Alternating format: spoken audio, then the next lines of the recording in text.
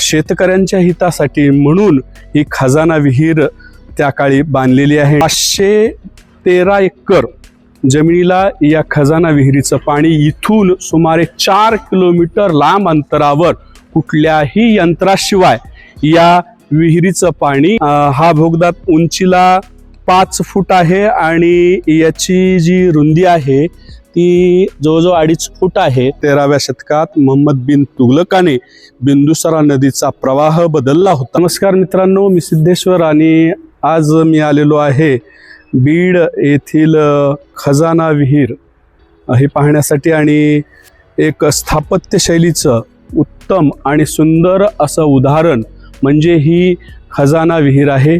अतिशय प्राचीन अशी ही विहीर आहे।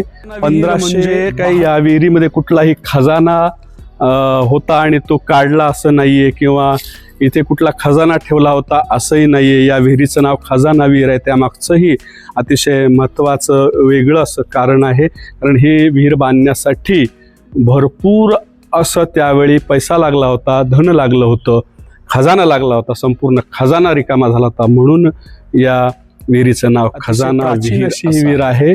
1572 मध्ये सलाबत खान हा त्यावेळेसच्या निजामाचा एक जहागीरदार होता आणि या सलाबत खानाने त्यावेळी तो अतिशय विकास कामामध्ये गाजलेला होता। त्याने त्या काळात अतिशय छान छान अशी सुंदर सुंदर विकास कामे केली होती, म्हणून त्याला ही बीडची जहागिरी मिळाली होती आणि त्याने शेतकऱ्यांच्या हितासाठी म्हणून ही खजाना विहीर त्या काळी बांधलेली आहे। आणि ही खजाना विहीर बांधत असताना त्याने खूप दूरदृष्टी विचार केला।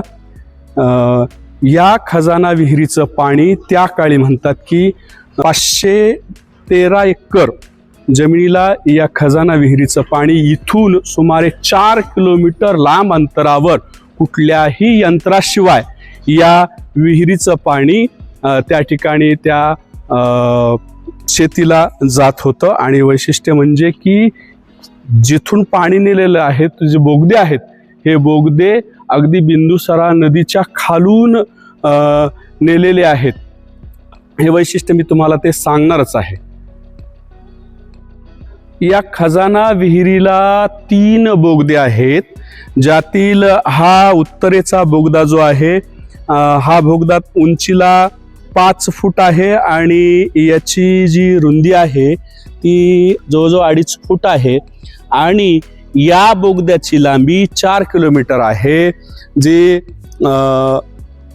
शेती आहे 4 किलोमीटर लांबी, त्या काळची जी बलगुजार असं काहीतरी नाव आहे त्या शेतीचं, त्या ठिकाणी या बोगद्यातून पाणी जातं। अगदी बिंदुसरा नदीचा जो प्रवाह आहे त्यावेळी असं म्हणतात की 13व्या शतकात मोहम्मद बिन तुघलकाने बिंदुसरा नदीचा प्रवाह बदलला होता आणि 15व्या शतकात 1572ला ज्यावेळी या सलाबत खानाने ही जी विहीर बांधली त्यावेळी भूजलशास्त्रज्ञ राजा भास्कर याने अतिशय त्याच्या नियोजनाप्रमाणे अतिशय सुंदर आणि त्याच्या शैलीतून, स्थापत्य शैलीतून अतिशय अभ्यास करून 4 किलोमीटर लांब असा हा बोगदा नेलेला आहे। कुठल्याही यंत्राशिवाय तिथल्या शेतीला पाणी जातं। आजही हे पाणी जातंय असं म्हणतात। आणि या विहिरीला दुसरे आणखीन 2 बोगदे आहेत। आपण पाहू शकता इकडच्या बाजूला हा समोर दिसतो, इकडं हा आग्नेय बाजूचा बोगदा आहे। याची लांबी जवळजवळ 8000 पेक्षा जास्त फूट, 8000 फुटापेक्षा जास्त लांबी आहे आणि पुढे हा बोगदा बंद होतो। तसाच तो नैऋत्य बाजूचा बोगदा आहे, पलीकडच्या बाजूचा हा सुद्धा बोगदा तेवढाच लांब आहे। परंतु या दोन्ही बोगद्यातून कुठल्याही शेतीला पाणी जात नाही, फक्त त्या उत्तरेच्या बोगद्यातून शेतीला पाणी जातं असं म्हणतात। या खजाना विहिरीचं पाणी कधीही कमी होत नाही असं म्हणतात। कायम 5 फूट पाणी आहे। आता सध्या या पूर्ण खजाना विहिरीची जर आपण खोली पाहिली इथून खाली 6.25 फूट ही खजाना विहीर आहे आणि त्यापैकी 5 फूट जेवढी बोगद्याची उंची आहे तेवढी या पाण्याची सगळी लेवल आहे तेवढं पाणी कायमस्वरूपी या खजाना विहिरीमध्ये राहतं. ज्या ज्यावेळी बीडला दुष्काळ पडला त्यावेळी या खजाना विहिरीचं पाणी टँकरने बीड शहराला सुद्धा पुरवल्या गेलं असं म्हणतात. त्यामुळे आणि विशेष म्हणजे ही विहीर ही बीडसाठी अतिशय एक वरदान आहे, अतिशय सुंदर आहे.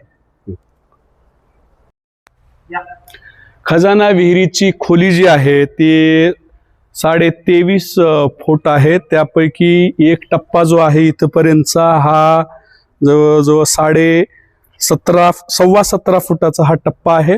त्याच्यानंतर हा आपल्याला एक कडं दिसतंय आपल्याला हे, आणि हे 10 फुटाचं कडं आहे.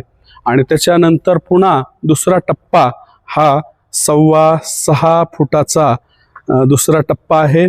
पैकी कायमस्वरूपी या विहिरीमध्ये 5 फुटापर्यंत पाणी कायमस्वरूपी या ठिकाणी या विहिरीमध्ये टिकून असतं, ते कधीही कमी होत नाही. बीडला आल्यानंतर बीड सोलापूर हायवेवर बीड पासून अगदी 6 किलोमीटर अंतरावर ही खजाना विहीर आहे.